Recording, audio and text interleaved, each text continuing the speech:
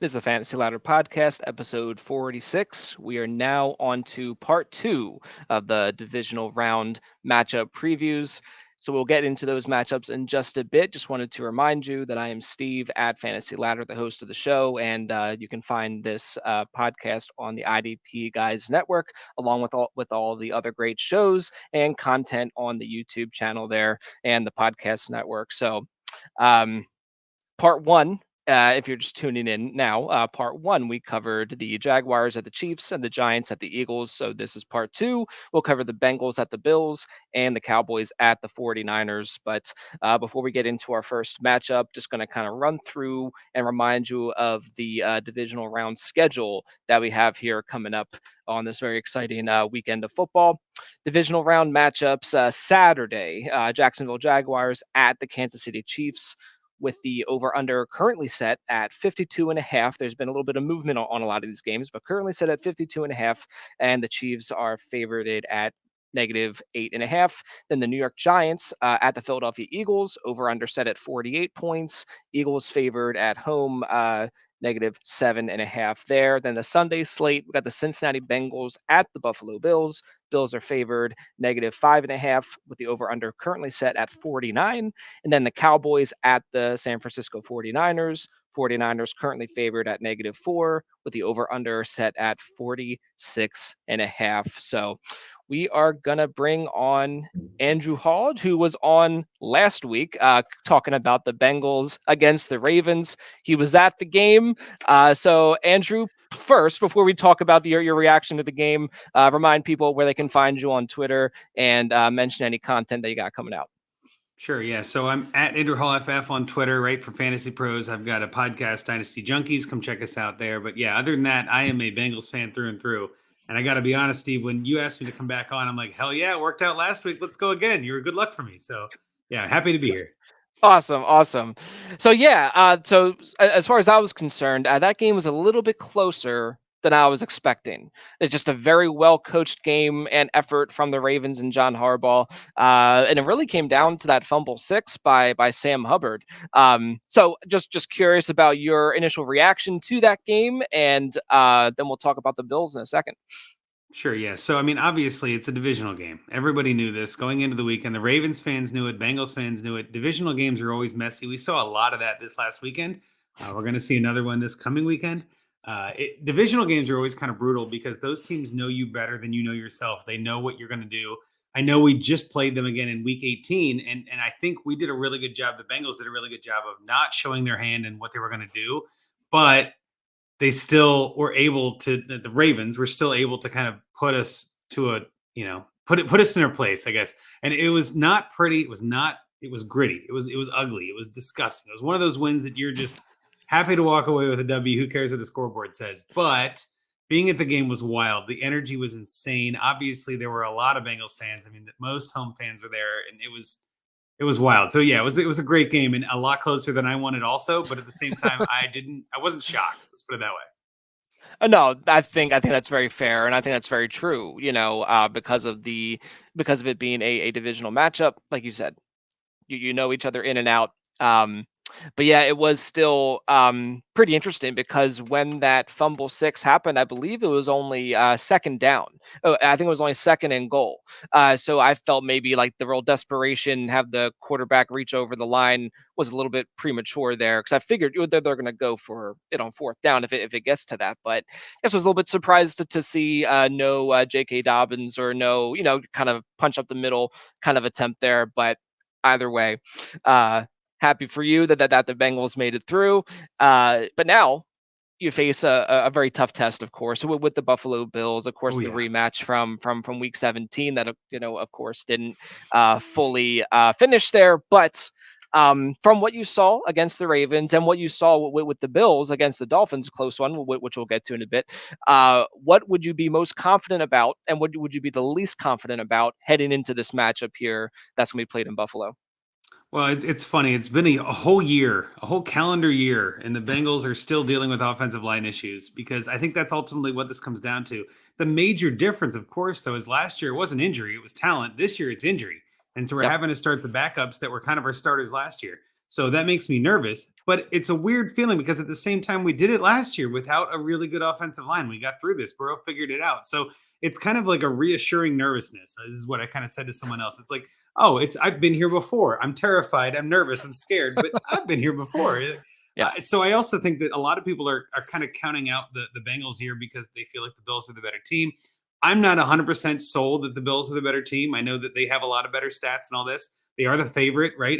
That's at home. That all that helps. But the Bills had a really weird game against the Skylar Thompson led Miami Dolphins, and I feel like if we get that team and they get the team that play the Ravens, I feel like the Bengals win. That's not what's going to happen. Both teams are going to change. They're both going to learn. They're both going to adapt. But I feel like Yep. if we just play based on last week, if Josh Allen keeps making those kind of mistakes and their defense kind of lets Skylar Thompson have all the room in the world and the receivers drop every pass. I mean, we saw it. It was crazy. I don't think the Bengals make those kind of mistakes. So again, I think I'm excited for a really good game. Just like I was on Monday night in Week 17. I'm just hoping for a good game, no injuries and all that.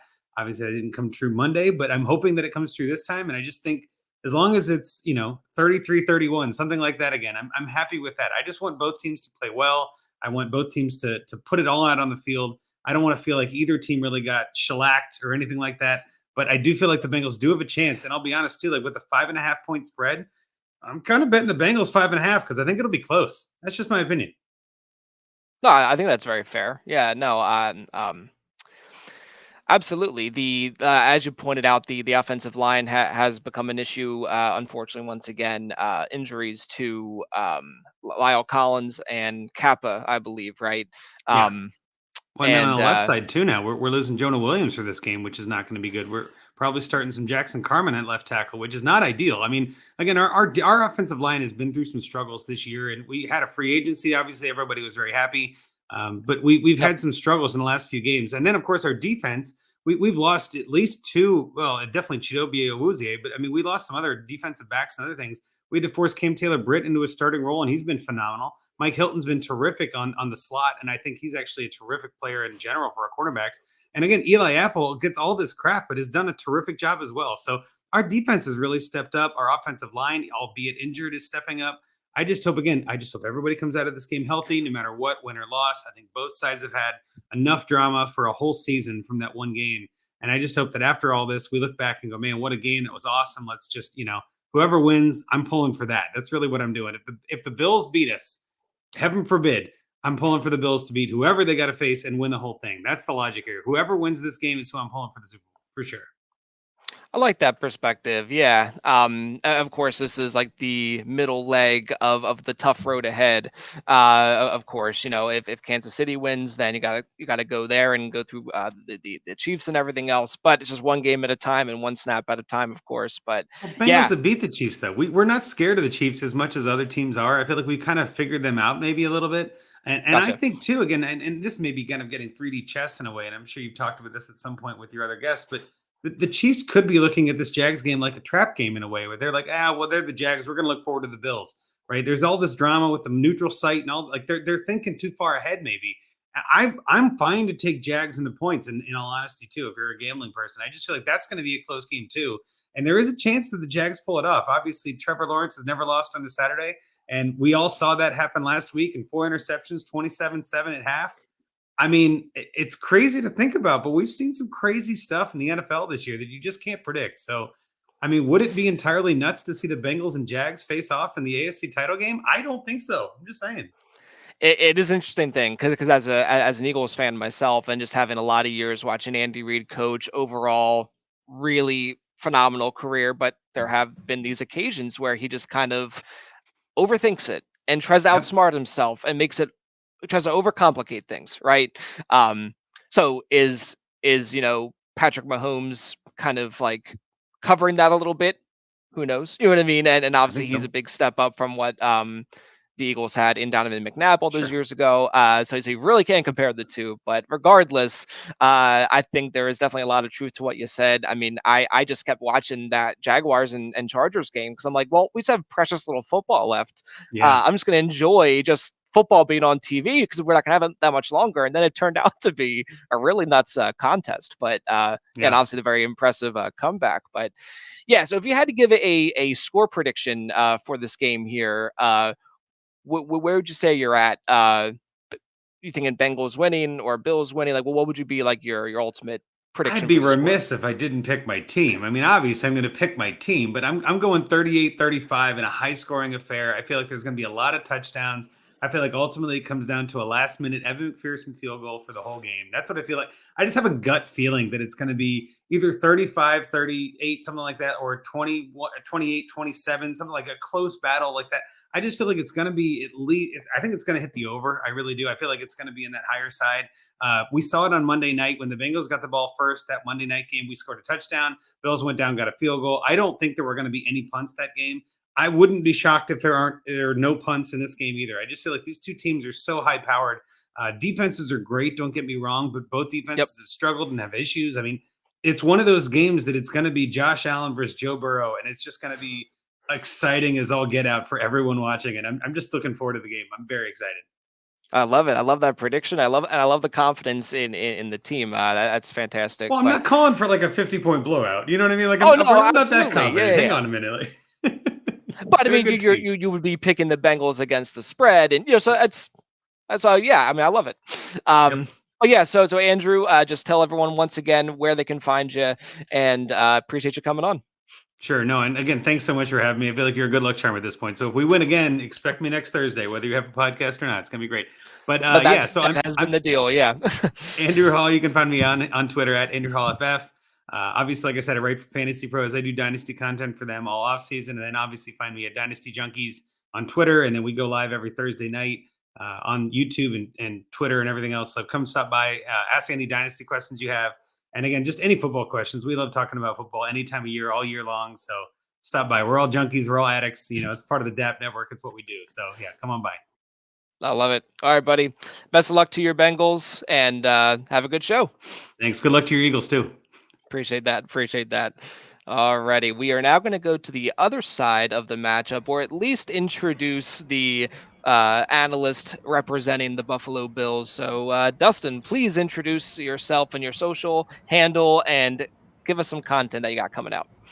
Yeah, I'm Dustin Ledke, the D Unit 13 on Twitter. I write for QBList.com. Currently, I have a Dynasty futures preview article that comes out every month. So January's will be hitting hopefully tomorrow or next Friday. Can't remember which one. But I'm also doing a lot of stuff over at Front Office Pros. Their YouTube. We're shooting some videos. We did one on Daniel Jones. So check me out over there. I'm over there quite a bit nowadays, just helping them out, doing some content. Excellent, excellent. And we'll get to your Bills in just a moment once we introduce everybody else. So hold tight. And we got here Jeff Lambert, of course. So, Jeff, please let everyone know where they can find you on Twitter, even though they most likely already are. And please share some content that you got coming out for us. All right, yeah. So you can follow me on Twitter at Jeff Lambert77. That's Jeff spelled Geoff.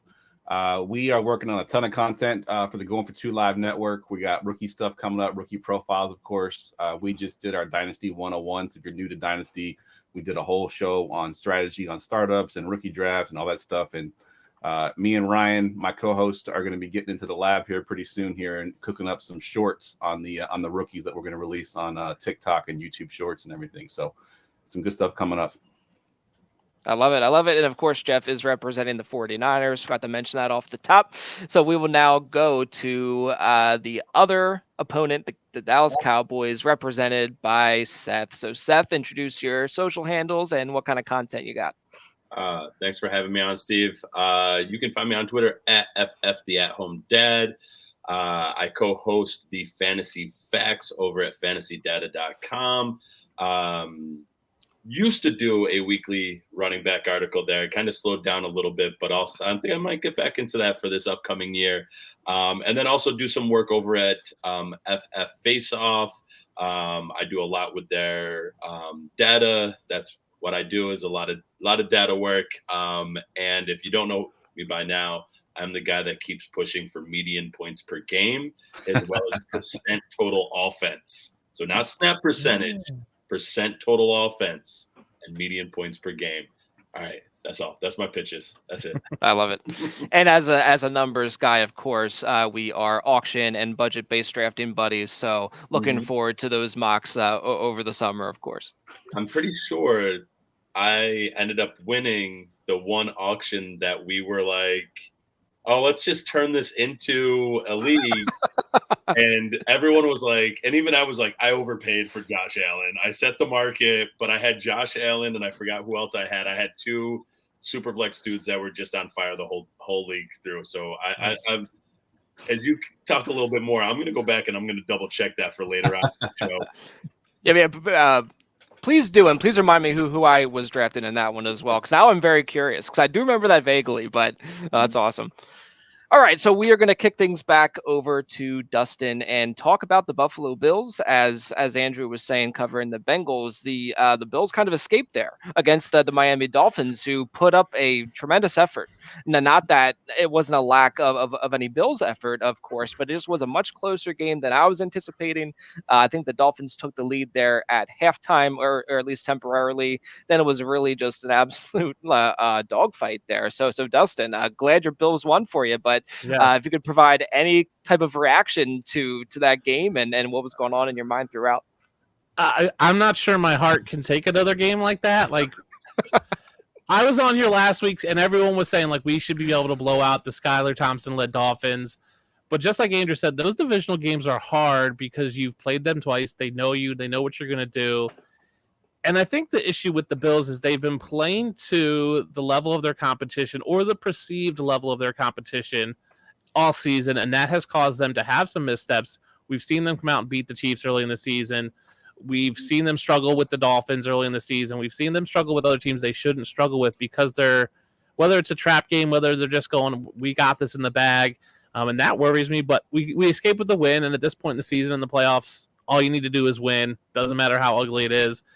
It's going to be a tough game against the Bengals, but I'm happy we're there. And I agree with Andrew that I think whoever comes out of this game, I think we're all going to be rooting for. Obviously, we're all rooting for the Jaguars because we'd love to not see the Chiefs. Bills obviously would love to get a home game, a home AFC Championship game against the Jaguars. That'd be amazing. But it's just going to be a fun game. I agree with Andrew. Like, we all, I think, want a fun, healthy game where no one gets injured. There's no lasting effects from this game, that it comes out and everybody just kind of feels good. Right, even if you lose, you feel good that you had a good team, and maybe it's just the bounce of the ball that changes things. But I think the Bills will win, and I'm expecting to win. So I'm expecting to be back next Thursday instead of Andrew, and I'll be on here as the good luck charm for the Bills. So either way, you're getting one of us back next Thursday. And that's a win, and that's a win for me as far as I'm concerned. But I can't be selfish about it. So yeah, so just like Andrew, you're hoping it's just like a rookie setting Madden type of a game. Yes. I think that would be awesome for sure. But after seeing how the Bills played against the Dolphins and seeing how the Bengals played against the Ravens, like, based on that and just in general what they've shown all season, what would you say you're most confident about with the Bills going up against the Bengals, and what would you be the least confident about going up against the Bengals? I'm most confident about our coverage. I was really worried against the Dolphins that Jalen Waddle would have another good game. He had 2 good games early in the season. Tyreek Hill is obviously still Tyreek Hill. We held them in check. So I think that bodes well for our facing Jamar Chase, T. Higgins. I think that's what I'm most confident is that we'll be able to take those 2 top receivers, not completely away, but minimize their impact on the game. What I'm least worried about is our coverage for everything else. So Tyler Boyd scares me in this game. Okay. That third receiver can have an impact on us because I'm not sure we have that third corner because now we don't have DeMar Hamlin that can match up well. The tight ends for Miami did well. I'm not worried about Hayden Hurst, but I'm worried about that third receiver, Tyler Boyd, or that other guy they got. Like, I think we can keep Chase and Higgins in check, but I'm worried about other auxiliary pieces having a good game and also just blowing up against us and us not having a game plan for that. I'm also worried about the perceived notion of what the Bengals are. What we saw against the Dolphins was Josh Allen take shots down the field because in his mind, I think and the Bills coaching mind, the Dolphins can score quick. And so we have to score. So it's the third quarter, and we took three deep shots instead of just getting first downs. I'm worried that same mentality, because we fear that the Bengals can score quick, that we fear that we have to score quick, and we make these big plays instead of just taking, right, if we can get 6 yards on first down and then 4 yards on second down, that's a first down. Like, keep the chains moving. We don't need it all in one play, but we see that happen with the Bills, where they assume a team can just come down and score, so they want to go down and score quick. I'm fine with the Bills just controlling the clock, running the ball. Let's say we lose one possession. I want the time of possession game to really be the focal point of this game, and I'm not sure it's going to be. Gotcha. Yeah, that's fair. Yeah, I'm definitely excited to keep seeing more James Cook out of the backfield. At this point, I'm just mentally done with like Singletary. I just want to see more Cook. But either way, he's a fine player and everything else. But I think just for like selfish, like fantasy football reasons, I want to see a little bit more James Cook out there. Yes, our dynasty stocks and James Cook need him to play more. That's right. And again, not get hurt, right? So yeah, for sure. Okay. Now, Andrew had the prediction of 38-35 going the Bengals' way. What would you say is your score prediction for this game? I have a 35-31 Bills.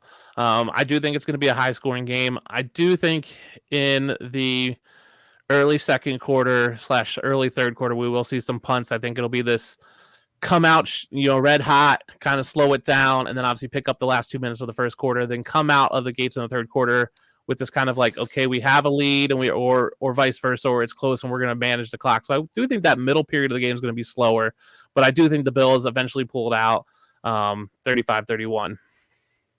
All right. I love it. Very cool. All right.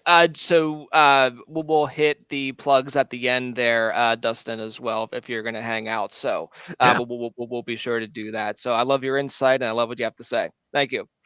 All right. So we're going to get on to the NFC side of the Sunday slate here, looking at the Dallas Cowboys at the 49ers.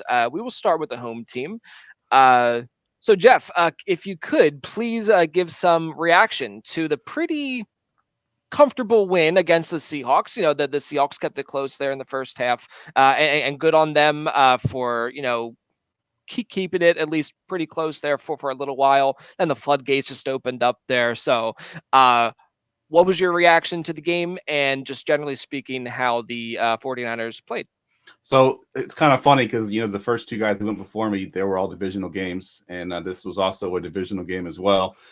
Coming into the playoff series, the Seahawks is the team I did not want to see.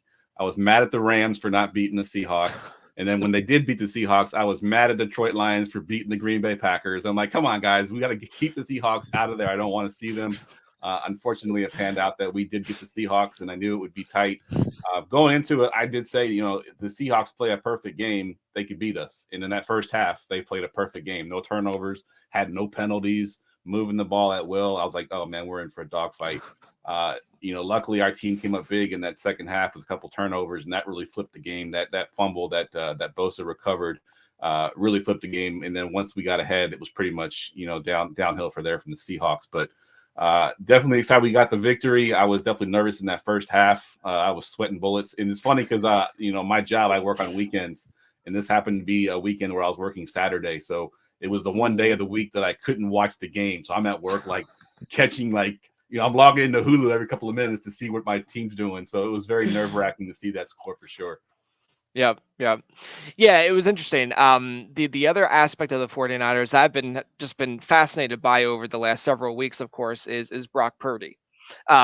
Still fairly solid. It seemed like a little bit of the shine came off a little bit in this game. He missed a couple throws, but I mean, he still did enough to get the job done, and he didn't have any costs. I don't think he had any turnovers. So he still did enough. But I think to kind of keep the 49ers at pace with the Cowboys, he definitely is going to have to be a little bit tighter on some of his throws and some of his decisions there.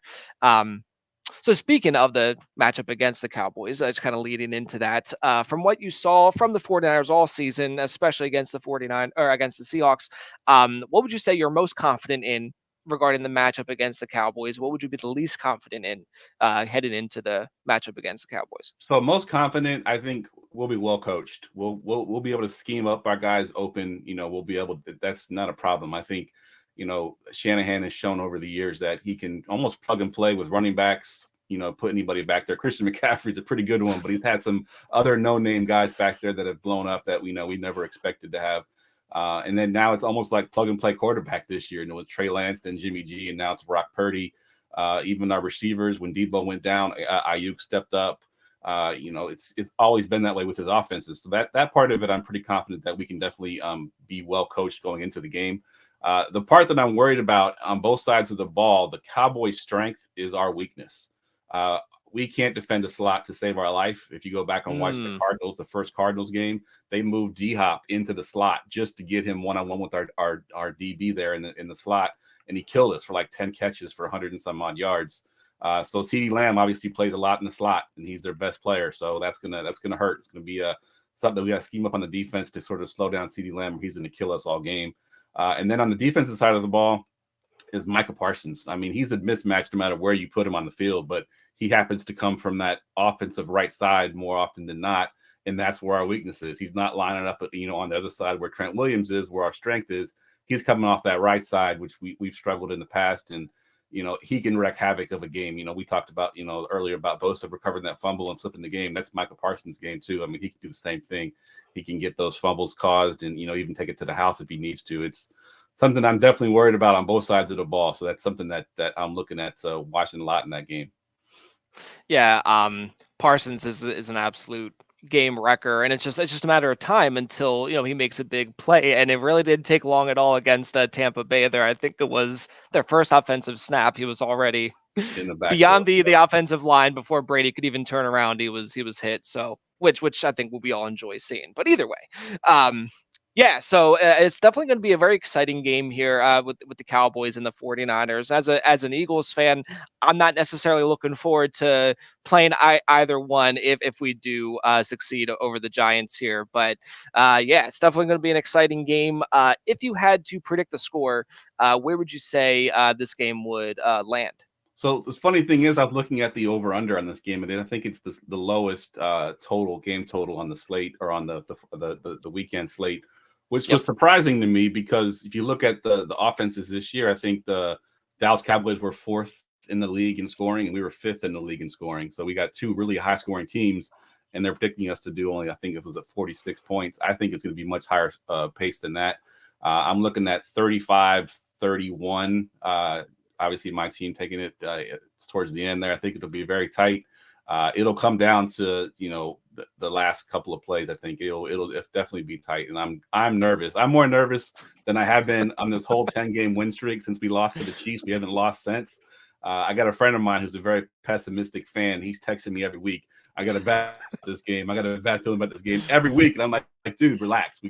This week I'm like, dude, I got a bad feeling game. So it's kind of flipped a little bit. So Gotcha. All right. Well, I appreciate your insight, and then obviously we will hit up your socials and your content again before we sign off here. But on the other side of that matchup, we are finally gonna hear from Seth. First, Seth, do you have the draft up there from what we were referencing earlier? Yeah, so that was actually one that we weren't in together. There was another Okay. Steve that was in that one, but I did win it as more of the less experienced auction guy out of those group of auction guys. Oh, perfect. Okay. Which always makes perfect sense, because that's the way that fantasy works. Yep. It's that one person that's like, nah, I'm gonna do this, and everyone's like, that's a terrible. Oh, god damn it, they won. And that's why I love playing fantasy, because you never know what's gonna happen. And that's actually that's a perfect segue right into this game, because I think that's what's going to happen with it, is we don't know what's going to happen. I like going last, because I can pick off of everybody's comments that they have made already. And Jeff's comment about being well coached is like what makes me the most nervous about the Cowboys. I've watched the Cowboys since I was a little kid. We were joking before about how old I am, and it's been a long time of watching the Cowboys make really dumb plays. like lots and lots of dumb plays.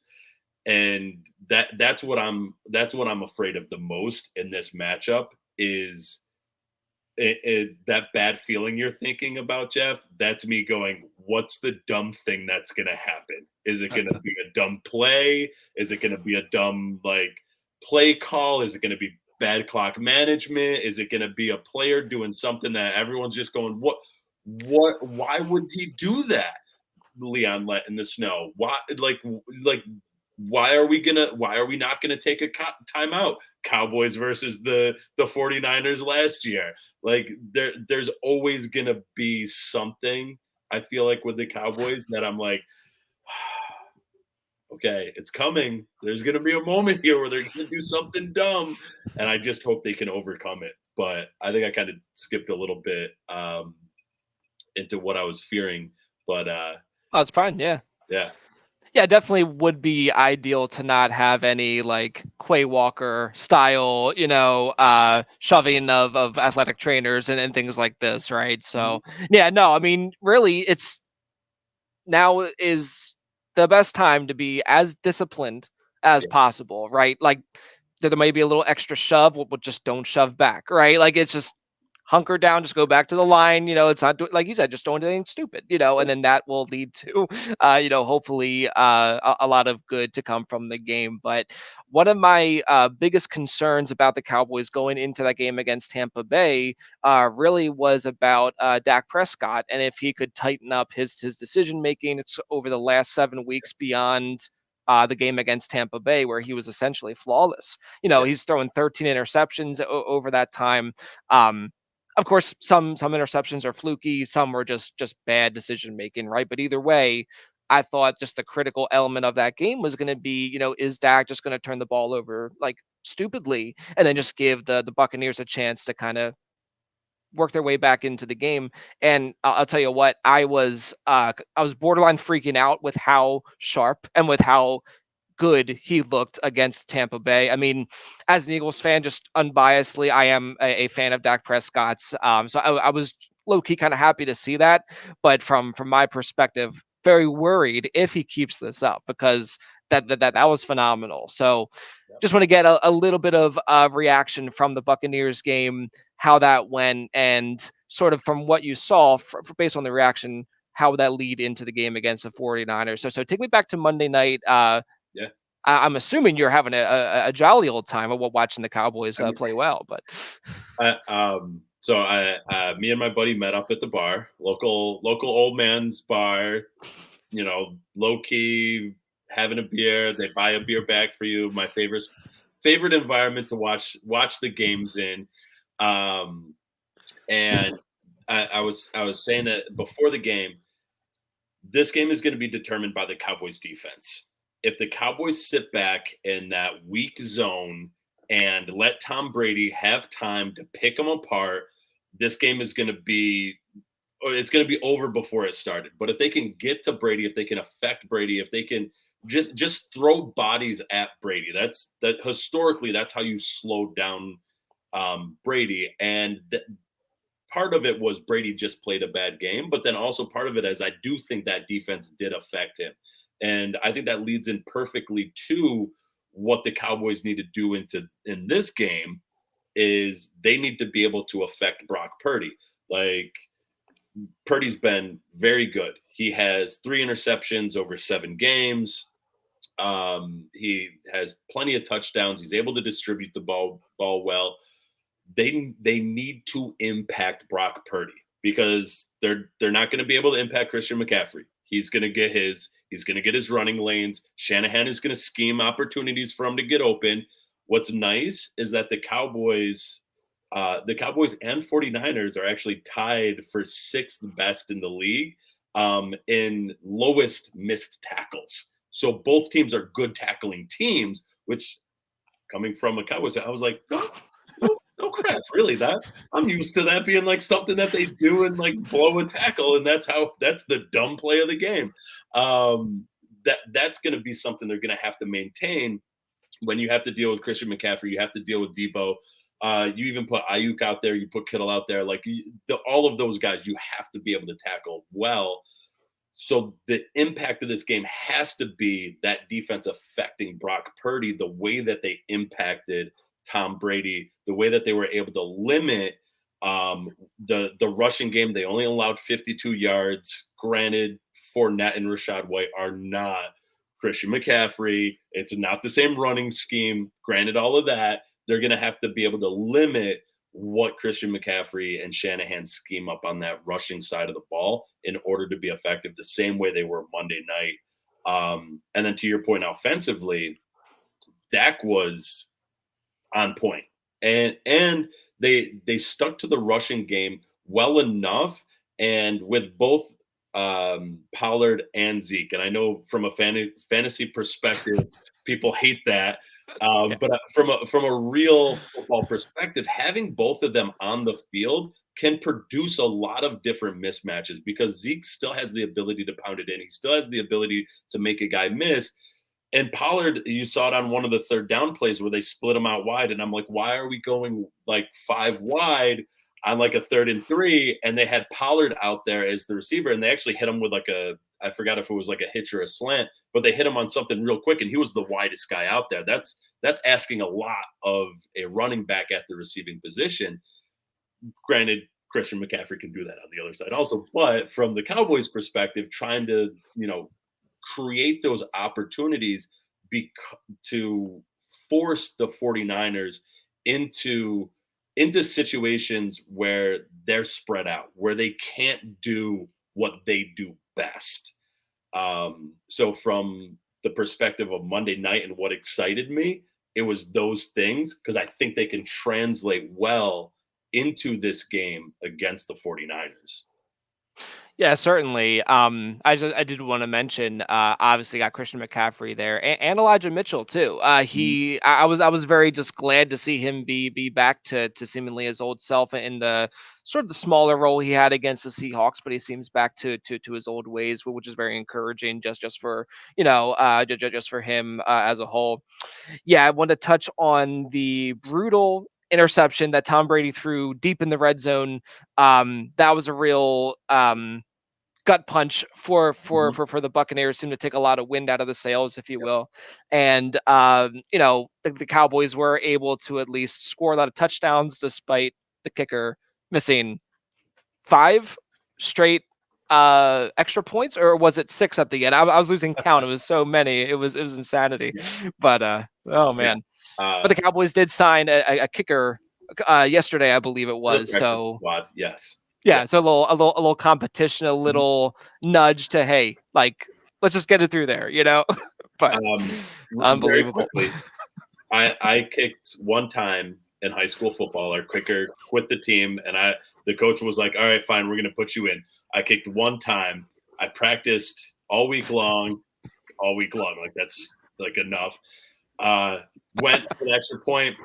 Boom, drilled it right into the butt cheek of my center.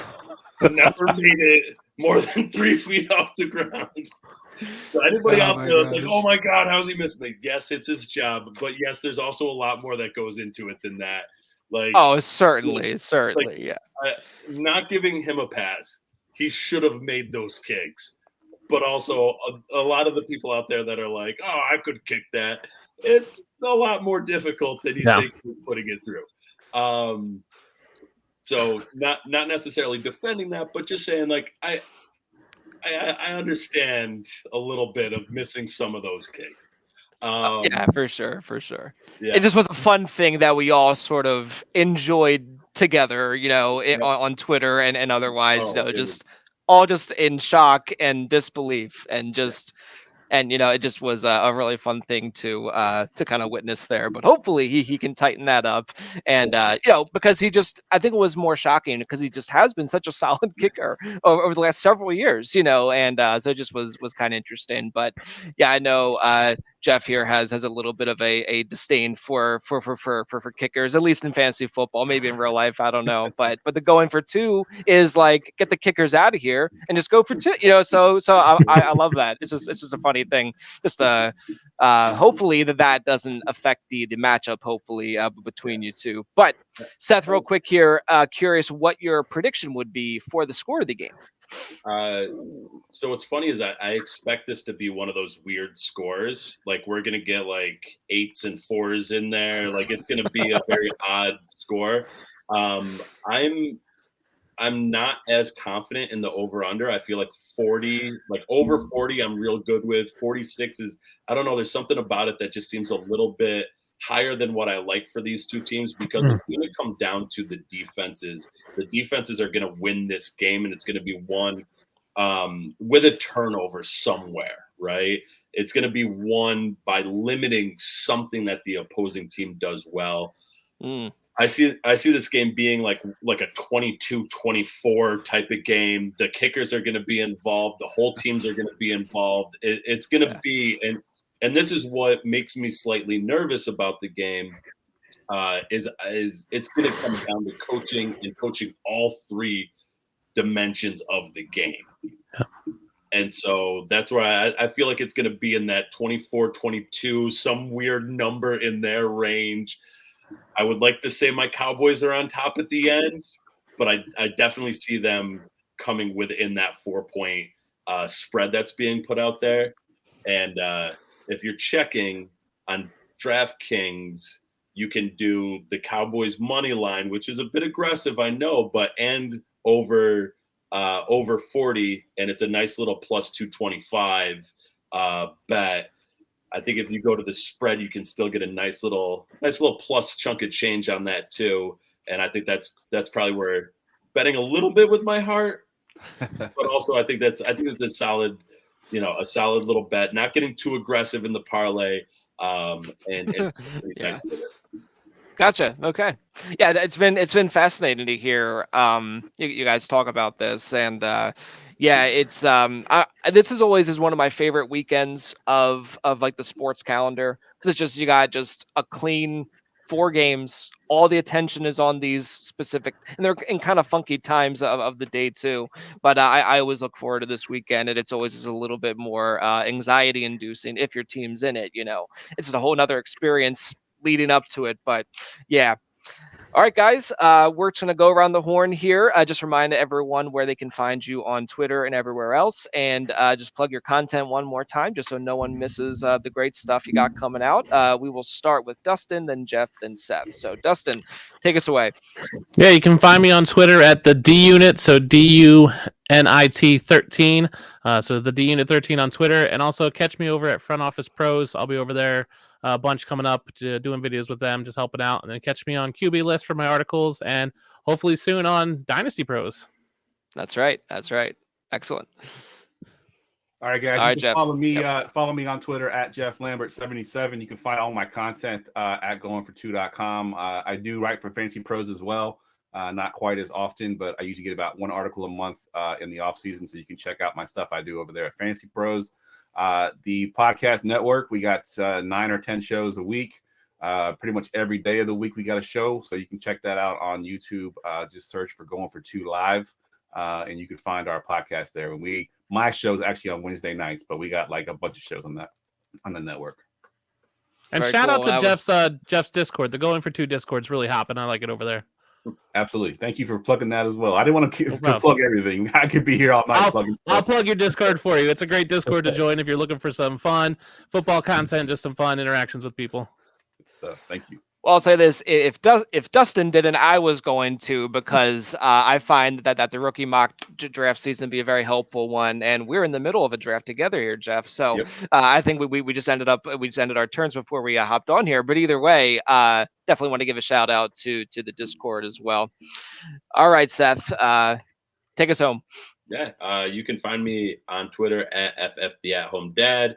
You can find me on the Fantasy Facts podcast, hosted by fantasydata.com on that YouTube channel, Fantasy Data.